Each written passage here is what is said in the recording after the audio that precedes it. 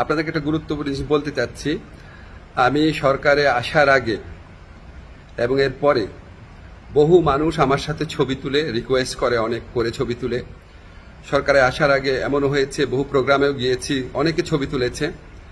এখন আমাকে কেউ কেউ জানিয়েছে এই সমস্ত ছবি দেখিয়ে কেউ কেউ অবৈধ সুবিধা আদায়ের চেষ্টা করছেন এবং কেউ কেউ নাকি বিভিন্ন কথা বলে চাঁদা আদায়েরও চেষ্টা করছেন।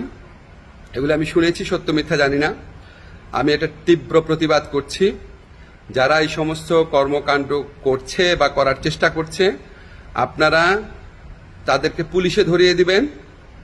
কোনো অবস্থাতেই, কোনো কারণেই আমার কথা বলে কোনো কারণে কেউ যদি কোনো রকম চাঁদা আদায়ের বা অবৈধ সুবিধা আদায়ের চেষ্টা করে, আপনারা তাদেরকে পুলিশে ধরিয়ে দিবেন, মামলা করবেন। মামলার কপি আমার ফেসবুকে পাঠিয়ে দিবেন, আমার যে ফ্রেন্ডদের পেজ আছে সেখানে পাঠিয়ে দিবেন, এবং অবশ্যই আমি চেষ্টা করব এটার বিরুদ্ধে ব্যবস্থা নেওয়ার জন্য। আমি বা আমার সরকারের কেউ কোনো রকম অবৈধ কাজের প্রশ্রয় দিবে না। এই সমস্ত কাজ যারা করার চেষ্টা করছেন বা করছেন, তাদেরকে আমি কঠোর হুঁশিয়ারি জানাচ্ছি।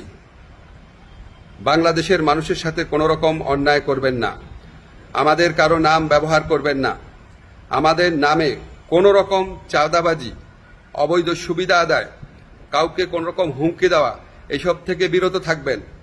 আমরা জানতে পারলে উপযুক্ত আইনগত ব্যবস্থা গ্রহণ করা হবে। সবাই ভালো থাকবেন, সুস্থ থাকবেন। আপনাদেরকে একটা গুরুত্বপূর্ণ জিনিস বলতে চাচ্ছি। আমি সরকারে আসার আগে এবং এর পরে বহু মানুষ আমার সাথে ছবি তুলে রিকোয়েস্ট করে, অনেক করে ছবি তুলে।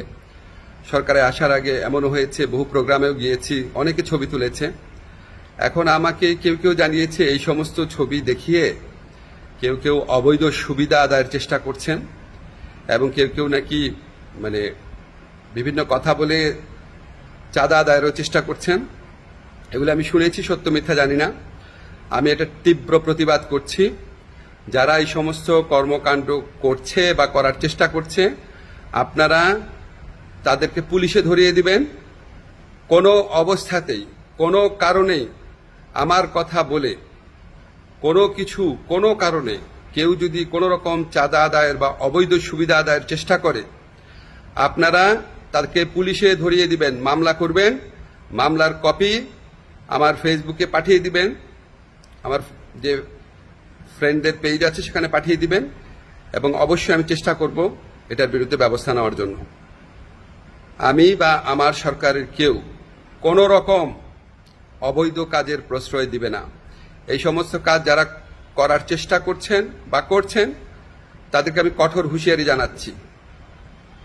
বাংলাদেশের মানুষের সাথে কোনো রকম অন্যায় করবেন না, আমাদের কারো নাম ব্যবহার করবেন না, আমাদের নামে কোনো রকম চাঁদাবাজি, অবৈধ সুবিধা আদায়, কাউকে কোনো রকম হুমকি দেওয়া, এইসব থেকে বিরত থাকবেন। আমরা জানতে পারলে উপযুক্ত আইনগত ব্যবস্থা গ্রহণ করা হবে। সবাই ভালো থাকবেন, সুস্থ থাকবেন।